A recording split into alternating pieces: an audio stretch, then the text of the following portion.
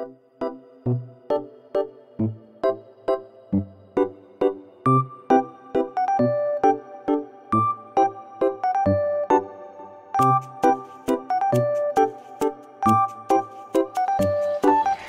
ಸ್ನೇಹಿತರೆ, good morning. Welcome back to my channel. ಈಗ ಮನೆ ಕೆಲಸ ಶುರು ಮಾಡಿದ್ದೀನಿ. ಬಟ್ಟೆಗಳು ಹಾಕಿದ್ದೆ ವಾಷಿಂಗ್ ಮಿಷಿನ್ಗೆ. ನನ್ನ ವಾಷಿಂಗ್ ಮಿಷಿನ್ ಯಾಕೋ ತುಂಬಾ ವೈಬ್ರೇಟ್ ಆಗ್ತಾ ಇದೆ, ತುಂಬ ಶಬ್ದ ಬರುತ್ತೆ. ಅದಕ್ಕೆ ಬಂದು ಹಿಡ್ಕೊಂಡಿದ್ದೀನಿ ಅದನ್ನು. ಅದೇನಾದರೂ ಜಾಸ್ತಿ ಆದರೆ ತಕ್ಷಣಕ್ಕೆ ಆಫ್ ಮಾಡಿಬಿಡ್ತೀನಿ. ಯಾಕೆ ಅಂತ ಗೊತ್ತಿಲ್ಲ, ತುಂಬಾ ವೈಬ್ರೇಟ್ ಆಗುತ್ತೆ ಒಳಗಡೆ. ಅದು ಎಸ್ಪೆಷಲಿ ಸ್ಪಿನ್ ಆಗಬೇಕಾದ್ರೆ. ಕಂಪ್ಲೇಂಟ್ ಮಾಡಬೇಕು. ಮಾಡಿದ್ದೆ, ರಾಜೇಶ್ ಹೇಳಿದ್ದೆ ಒಂದ್ಸರಿ. ಅವ್ರು ಮಾಡಿದಾರ ಇಲ್ವಾ ನೋಡಬೇಕು. ನೋಡಿ ಹೇಗೆ ವೈಬ್ರೇಟ್ ಆಗುತ್ತೆ ಅಂತ ಹೇಳಿ.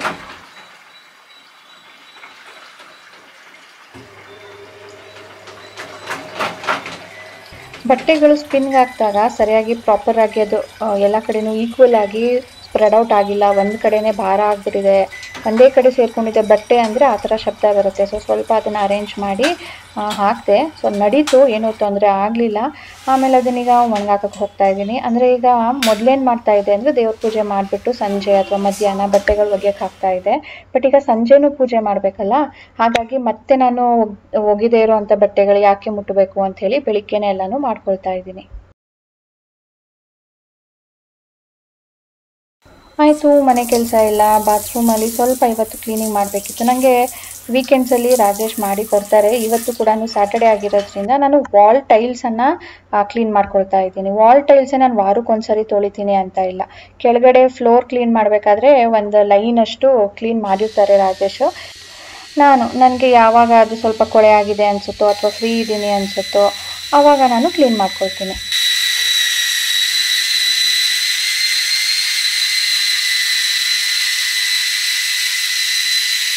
ಇದು ಅಗಾರೋ ಅವರ ಎಲೆಕ್ಟ್ರಿಕ್ ಸ್ಪಿನ್ ಸ್ಕ್ರಬ್ಬರ್. ಇದರಲ್ಲಿ ತುಂಬ ಅಟ್ಯಾಚ್ಮೆಂಟ್ಸ್ಗಳಿದೆ.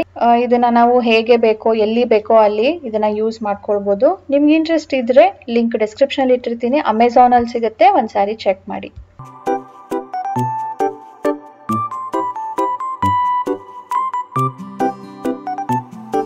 ಗುಡ್ ಮಾರ್ನಿಂಗ್ ಸ್ನೇಹಿತರೆ. ಈಗ ಪೂಜೆ ಮಾಡೋದಕ್ಕೆ ಹೋಗಬೇಕು.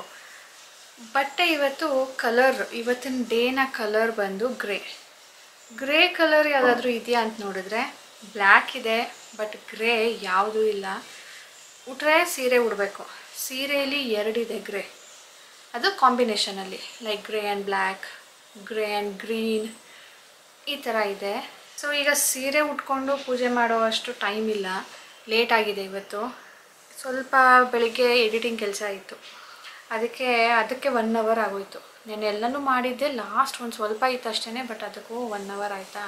ಅದರಿಂದಾಗಿ ಈಗ ಲೇಟ್ ಆಗಿಬಿಟ್ಟಿದೆ. ಅದಕ್ಕೆ ಡ್ರೆಸ್ ಯಾವ್ದು ಹಾಕಲಿ ಅಂತ ನೋಡ್ತಾ ಇದ್ದೆ. ಗ್ರೇ ಕಲರ್ದು ಸ್ವೆಟ್ ಶರ್ಟ್ ಇದೆ ನೋಡಿ. ಗ್ರೇ ಕಲರು, ಬ್ಲ್ಯಾಕ್ ಕಲರು ಅಷ್ಟೊಂದು ಯಾರೂ ಇಷ್ಟಪಡೋದಿಲ್ಲ. ಅಂದರೆ ಶುಭ ಸಮಾರಂಭಗಳಲ್ಲಿ ಹಾಕಬಾರ್ದು ಅಂತ ಹೇಳ್ತಾರೆ. ಆದರೆ ಈ ನವರಾತ್ರಿಯಲ್ಲಿ ಗ್ರೇನೇ ಬೇಕು. ಗ್ರೇನೇ ಇಲ್ಲ. ಒಂದು ನೋಡಿ ತಗೊಳ್ಬೇಕು ಅಲ್ಲ.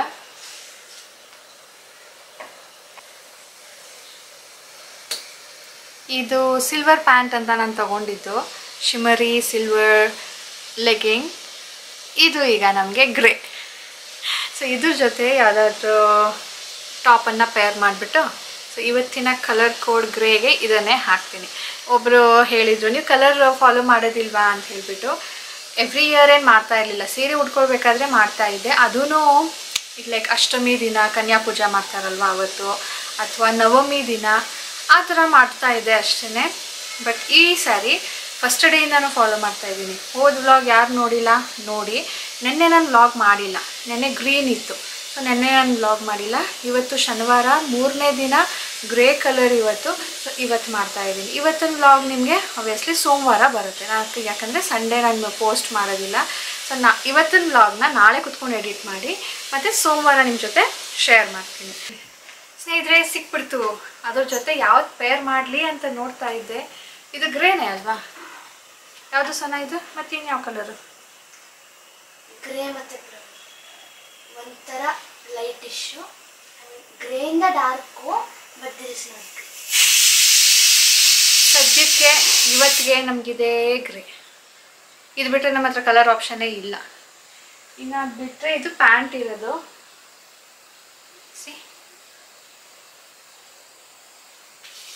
ಇದು ಗ್ರೇ. ಯಾವುದು ಒಳಗಡೆ ಇದೆ ಅಲ್ಲ, ಇದು ಗ್ರೇ ಅಂತೆ, ಇದು ಗ್ರೇ ಅಲ್ವಂತೆ, ಇದು ಡಾರ್ಕ್ ಅಂತೆ.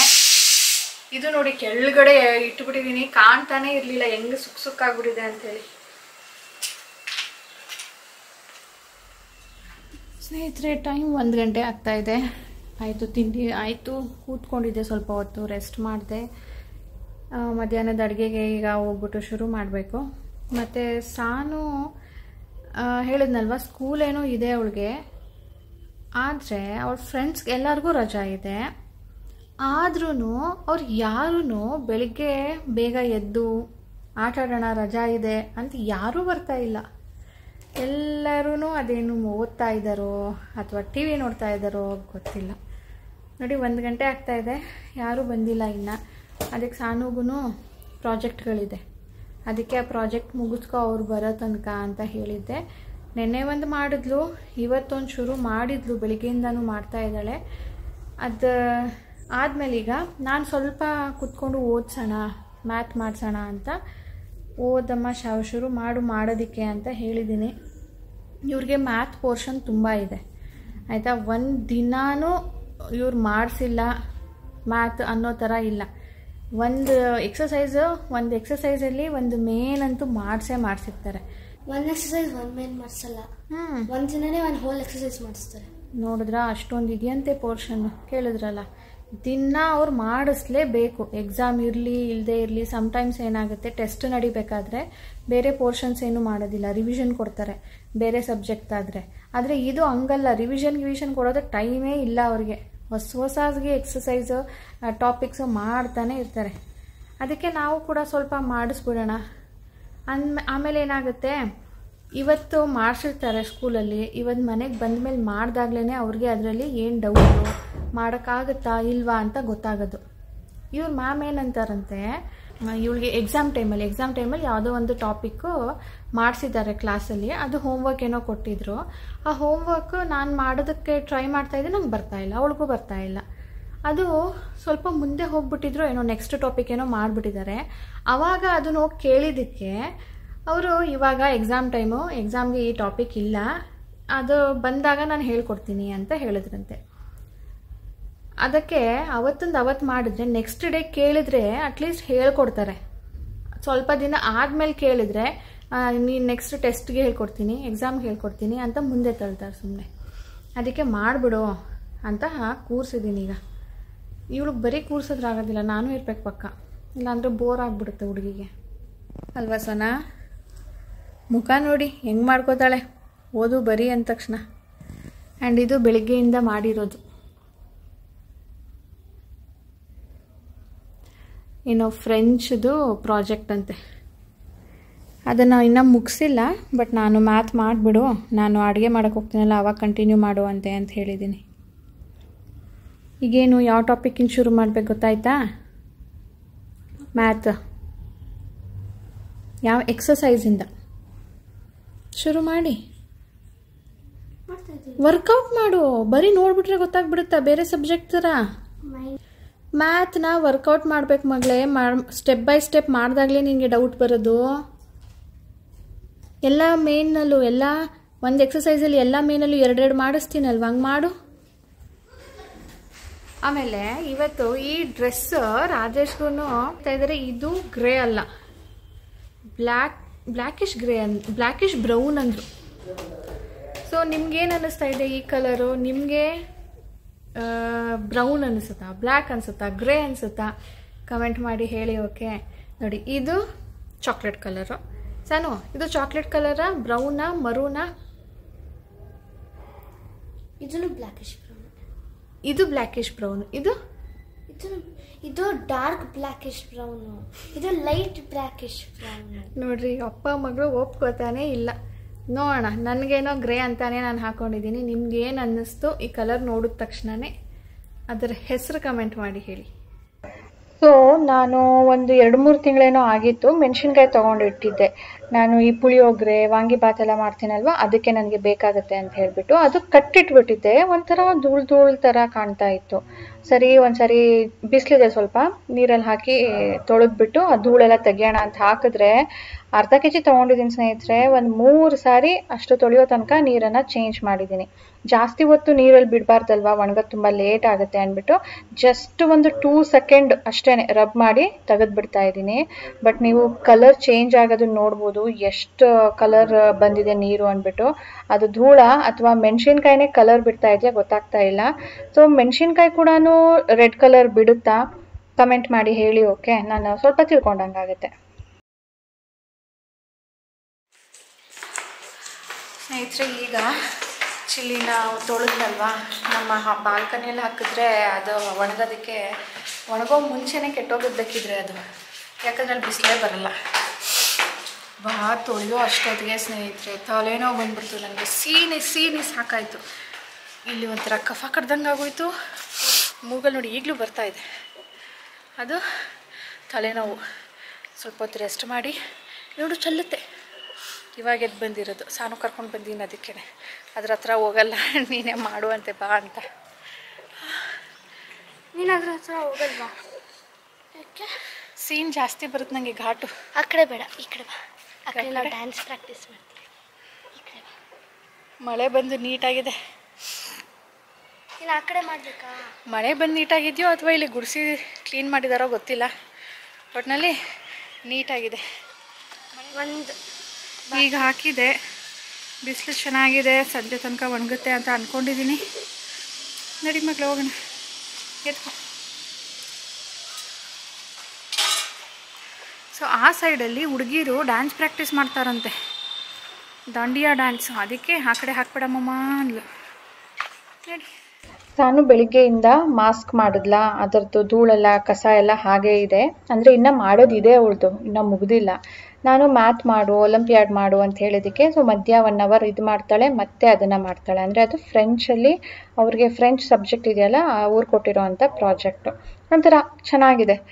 ಬರೀ ಬರೆಯೋದು ಓದೋದು ಅಲ್ಲ, ಸಮಥಿಂಗ್ DIY ಮಾಡೋದು. ಸೊ ನಾನೀಗ ಬಿಡಿಸ್ಕೊಳ್ತಾ ಇದ್ದೀನಿ ಬೀನೀಸ್ ಸಾಂಬಾರು ಮಾಡಿ ಇಡೋಣ ಮಧ್ಯಾಹ್ನಕ್ಕೆ. ಹಾಗೆ ರಾತ್ರಿಗೂ ಆಗುತ್ತೆ, ರಾತ್ರಿಗೆ ಮುದ್ದೆ ಮಾಡ್ಬೋದು. ಈಗ ಜಸ್ಟ್ ರೈಸ್ ಮಾಡ್ಕೊಳ್ತೀನಿ. ಸೊ ಪಕ್ಕ ಕುತ್ಕೊಂಡು ಏನಾದರೂ ಡೌಟ್ ಕೇಳಿದ್ರೆ ಹೇಳ್ಕೊಡ್ಬೋದಲ್ಲ ಅಂತ ಇಲ್ಲಿಗೆ ಬಂದಿದ್ದೀನಿ. ಅಡುಗೆ ಮಾಡಿ ಆಯಿತು ಸ್ನೇಹಿತರೆ. ಸ್ವಲ್ಪ ಸಣ್ಣ ಪುಟ್ಟ ಕೆಲಸಗಳನ್ನು ಮಾಡ್ಕೊಳ್ತಾ ಇದ್ದೀನಿ. ಕರಿಬೇವನ್ನ ತೊಳೆದು ಇಟ್ಟಿದ್ದೆ, ನೀರು ಆಡಿತ್ತು, ಅದನ್ನು ಈಗ ಬಾಕ್ಸ್ಗೆ ಹಾಕಿ ಎತ್ತಿಟ್ಕೊಳ್ತಾ ಇದ್ದೀನಿ. ಈ ಥರ ಇಟ್ಟಾಗ ಒಂದು 15 ಡೇಸ್ ಫ್ರೆಶ್ ಆಗಿರುತ್ತೆ. ಪದೇ ಪದೇ ತೊಳಿಬೇಕು ಅಂತೀನಿಲ್ಲ, ತೊಳೆದು ಒಣಗಿಸಿ ಇಟ್ಬಿಟ್ರೆ, ಒಣಗಿಸಿ ಅಂದರೆ ಬರೀ ನೀರು ಆಡಿ ಇಟ್ಬಿಟ್ರೆ ಅಷ್ಟೇ. ಸೊ ಸಾನು ಮಾಸ್ಕ್ ಮಾಡ್ತಾ ಇದ್ದಾಳೆ ಅಂತ ಹೇಳಿದ್ನಲ್ಲ, ಅದು ಈಗ ಮುಗೀತು ಅವಳದು ಮ್ಯಾಥ್ ಒಲಿಂಪಿಯಾಡ್ ಎಲ್ಲ. ನೆಕ್ಸ್ಟ್ 1 ಅವರ್ ಆದಮೇಲೆ ಮತ್ತೆ ಇದನ್ನು ತೊಗೊಂಡಿದ್ದಾಳೆ. ಇದನ್ನು ಹೇಗೆ ಮಾಡೋದು ಅಂತ ನನ್ನ ಹತ್ರ ಬಂದು ಹೆಲ್ಪ್ ತೊಗೊಳ್ತಾ ಇದ್ದಾಳೆ. ಕಟ್ ಮಾಡಿ ಅಂಟಿಸ್ಬೇಕು ಈಗ. ಸೊ ನಾನು ಕಟ್ ಮಾಡ್ತಾ ಇದ್ದೆ, ಕಟ್ ಮಾಡ್ತಾ ಅದು ಸ್ವಲ್ಪ ಸೀಸರ್ ಸಿಗಾಕೊಂಡು ಹರಿದೋಯ್ತು. ಗೊತ್ತಿಲ್ಲ ಅದು ಏನು ಬರುತ್ತೋ ಏನೋ. ಈಗ ಹರಿದಾಕ್ಬಿಟ್ಟೆ ನಾನೇನೆ. ಸಾನು ಹರಿತಾಳೆ ಅಂದ್ಬಿಟ್ಟು ನಾನು ಮಾಡೋದಕ್ಕೋದೆ, ನಾನೇ ಹರಿದಾಕ್ಬಿಟ್ಟೆ.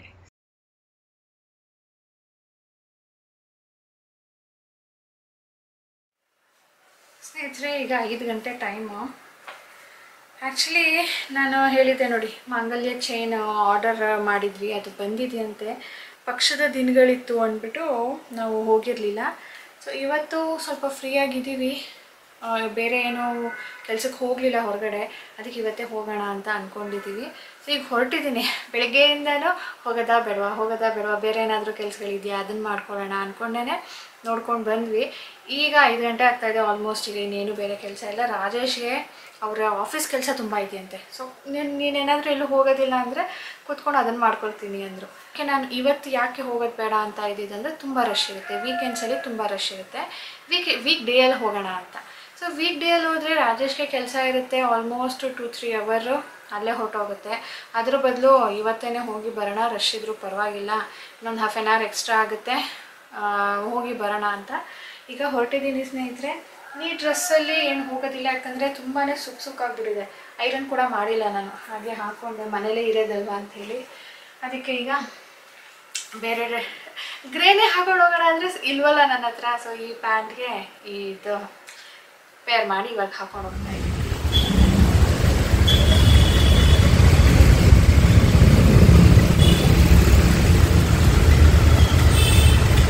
ನವರಾತ್ರಿ ಸಂಭ್ರಮ. ಇದು ಸರ್ಕಲ್ ಮಾರಮ್ಮ ದೇವಸ್ಥಾನ. ಸರ್ಕಲ್ಗೂ ಹಾಗೆ ಆ ಕಡೆ ಈ ಕಡೆ ಎಲ್ಲ ಎಷ್ಟು ದಾರಿಗಳಿದೆಯೋ ಅಲ್ಲಿ ಎಲ್ಲ ಕಡೆನೂ ಲೈಟಿಂಗ್ಸ್. ಮೈಸೂರಲ್ಲಿ ಇವಾಗಂತೂ ಹೋದರೆ 130 ಕಿಲೋಮೀಟರ್ಸ್ ತನಕ ಸರೌಂಡಿಂಗಲ್ಲಿ ಲೈಟಿಂಗ್ಸ್ ಹಾಕಿದಾರಂತೆ. ಸೊ ನನಗಿದು ನೋಡ್ತಾ ಇದ್ರೆ ನನಗೆ ಅದು ನೆನಪಾಗ್ತಾ ಇತ್ತು.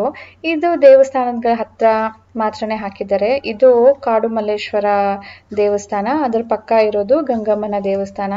ರಾಜೇಶ್ ಮನೆ ಆಫೀಸ್ಗೆ ಹೋಗ್ಬೇಕಾದ್ರೆ ನೋಡಿದ್ರಂತೆ, ತುಂಬ ಚೆನ್ನಾಗಿದೆ ಬಾ ನೋಡೋಣ ಅಂದ್ಬಿಟ್ಟು ಆ ವೇಯಲ್ಲಿ ಈಗ ಹೋಗ್ತಾ ಇದ್ದೀವಿ. ಮಲ್ಲೇಶ್ವರಮಲ್ಲಿ ಇರೋದು ಎಷ್ಟು ಚೆನ್ನಾಗಿದೆ ನೋಡಿ.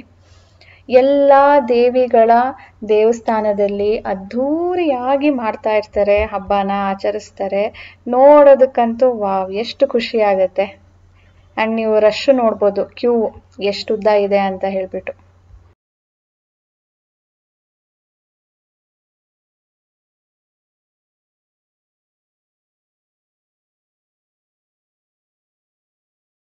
ಹಾಗೆ ಮಲ್ಲೇಶ್ವರಂ ಅಂದರೆ ಇಟ್ಸ್ ಅ ಶಾಪಿಂಗ್ ಸೆಂಟರ್. ಗೊಂಬೆಗಳು ಕೂರಿಸ್ತಾರಲ್ವಾ ಅವ್ರಿಗೆ ಅಂತ ಹೇಳಿ ಗೊಂಬೆಗಳ ಅಂಗಡಿಗಳು ಕೂಡ ಇದೆ ನೋಡಿ. ರಾಜೇಶ್ ಇದೇನು ಮಾರಕ್ಕೆ ಇಟ್ಟಿದಾರ ಅಥವಾ ಅವ್ರೇನಾದ್ರೂ ಆ ಅಂಗಡಿನ ಎಕ್ಸಿಬಿಟ್ ಮಾಡಿದಾರ, ಇದನ್ನ ಅವರೇ ಕೂರಿಸಿ ಎಕ್ಸಿಬಿಟ್ ಮಾಡಿದಾರ ಅಥವಾ ಮಾರಕ್ಕಿರೋ ಅಂತ ಅಂಗಡಿಗಳ ಅಂತ ಕೇಳ್ತಿದ್ರು.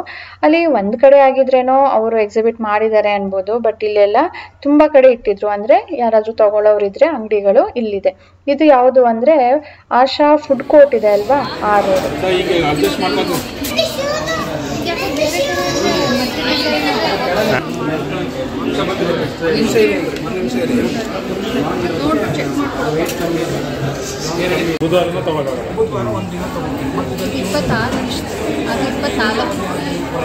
ಯಾವುದು ಮೊದಲು ನಾವು ನೋಡಿದ್ವಲ್ಲ ಅದು 24, ಅದು ಫುಲ್ ಆಗುತ್ತೆ ಅಂದ್ಬಿಟ್ಟು ನಾನು 26 ಇಷ್ಟ.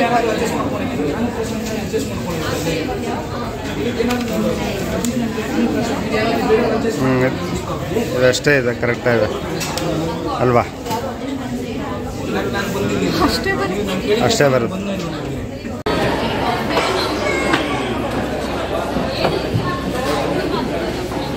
ನಾನು ತೊಗೊಳಕ್ಕೆ ಬಂದಿದ್ದು ನನ್ನ ಮಾಂಗಲ್ಯ ಚೈನ್ ಏನು ಆರ್ಡ್ರ್ ಮಾಡಿದ್ನೋ ಅದನ್ನು ತೊಗೊಳೋದಕ್ಕೆ ಈಸ್ಕೊಳ್ಳೋದಕ್ಕೆ ಅಂದ್ಬಿಟ್ಟು. ಬಟ್ ಅಲ್ಲಿ ನಾನು ಹೇಳಿದೆ ನಿಮಗೆ ಡಿಸೈನ್ ಏನೋ ಚೇಂಜ್ ಮಾಡಿದ್ದಾರೆ ಅಂತ. ಆಮೇಲೆ ಕೆಳಗಡೆ ಕಳಿಸಿದ್ರು. ಇಲ್ಲಿ ನಾನು ತುಂಬ ದಿನದಿಂದ ಕರಿಮಣಿ ಚೈನ್ ನೋಡ್ತಾ ಇದ್ದೆ ಅಲ್ಲ, ಅದೇನಾದರೂ ಕಲೆಕ್ಷನ್ ಬಂದಿದೆಯಾ ಅಂತ ನೋಡೋದಕ್ಕೆ ಬಂದೆ. ಸೊ ಇದು ಎರಡು ನನಗೆ ಇಷ್ಟ ಆಯಿತು, ಒಂದು ರಾಜೇಶ್ಗೆ, ಒಂದು ನನಗೆ. ಇದು ಎರಡರಲ್ಲಿ ನನಗೆ ಯಾವ್ದು ಚೆನ್ನಾಗಿ ಕಾಣ್ತಾ ಇದೆ ಅಥವಾ ನಿಮಗೆ ಯಾವ್ದು ಇಷ್ಟ ಆಯಿತು ಇದೆರಡರಲ್ಲಿ ಅಂತ ತಿಳಿಸಿ. ನಾನು ಇದನ್ನು ಯಾಕೆ ನೋಡ್ತಾ ಇದ್ದೀನಿ, ಯಾವ ಮಾಂಗಲ್ಯ ಸರ ತೊಗೊಂಡೆ, ಇದನ್ನು ತೊಗೊಂಡ ಅಥವಾ ಅವರು ನಾನು ಏನು ಆರ್ಡ್ರ್ ಕೊಟ್ಟಿದ್ನೋ ಅದನ್ನು ತೊಗೊಂಡ, ಎರಡರಲ್ಲಿ ಒಂದೇ ತೊಗೊಂಡಿರೋದು, ಎರಡು ತೊಗೊಳ್ಳೋ ಅಷ್ಟು ಏನು ಬಜೆಟ್ ಇಲ್ಲ ಈ ಸರಿ. ನಾವು ಅಂದ್ಕೊಳ್ಳೋದೇ ಒಂದು, ಅದಾಗದೇ ಒಂದು, ಅಥವಾ ನಾವು ಮಾಡ್ಕೊಂಡಿದ್ದಾಗ ಗೊತ್ತಿಲ್ಲ. ಬಟ್ ಏನೋ ಒಂದು ದೊಡ್ಡ ಕಥೆನೇ ಆಗಿದೆ. ಮನೆಗೆ ಹೋದ್ಮೇಲೆ ತಿಳಿಸ್ತೀನಿ. ಸ್ನೇಹಿತರೆ ನೋಡಿ, ಏನ್ ಮಳೆ ಅಂತೀರಾ ಯಪ್ಪ. ಇದು ರೈನ್ ಕೋಟ್ ಹಾಕಿದ್ದೆ, ರಾಜೇಶ್ ಹೆಂಗೋ ರೈನ್ ಕೋಟ್ ತಗೊಂಡಿದ್ರು ಇವತ್ತು. ಹಾಕಿದ್ರು ಇದನ್ನ ತಗೊಂಡ್ಬರಕ್ ಹೋಗ್ಬಿಟ್ಟು ಈ ಅವಸ್ಥೆ ಆಯ್ತು. ಇವತ್ತದ್ ಏನಪ್ಪ ಬೆಳಿಗ್ಗೆ ನಾನು ಹೋಗ್ಲಾ ಬೇಡವಾ, ಇವತ್ತ ಮುಂದಿನ ಸಾರಿನ ಏನೋ ಒಂಥರ 50-50 ಮನ್ಸಲ್ಲೇ ಹೋದೆ. ಅದ್ ಯಾಕೆ ಅಂತ ಗೊತ್ತಿಲ್ಲ, ಏನ್ ಆಗ್ಬೇಕಿತ್ತು ಏನೋ ಮಾಡ್ಕೊಂಡ್ ಬಂದ್ವಿ. ಇಲ್ಲ ಇದು ಏನಾಯ್ತು ಕತೆ, ನಾನು ಏನ್ ತಗೊಂಡಿದೀನಿ ಈಗ ಅಂತ ನಿಮ್ಗೆ ಡೀಟೇಲ್ ಆಗಿ ತಿಳಿಸ್ತೀನಿ. ಓಕೆ, ಈಗ ಡ್ರೆಸ್ ಚೇಂಜ್ ಮಾಡಿ ಪ್ಲಾನ್ ಆಗಿದ್ದೆ ಏನೋ ಚೇಂಜ್ ಆಯ್ತು. ಓಕೆ, ಆಗದೆಲ್ಲ ಒಳ್ಳೇದಕ್ಕೆ ಬಿಡ. ಧಾರಾಕಾರ ಮಳೆಯಲ್ಲಿ ಲಕ್ಷ್ಮಣ ಕರೆಸ್ಕೊಂಡಿದ್ಯಾ? 9:30 ನೋಡ್ರಿ ಬಂದಿರೋದು ಮನೆಗೆ ನಾವು. ಚಲೋ ಬೇಗ ಹೊಟ್ಟೆ ಸಿಗ್ತಾ ಇದೆ.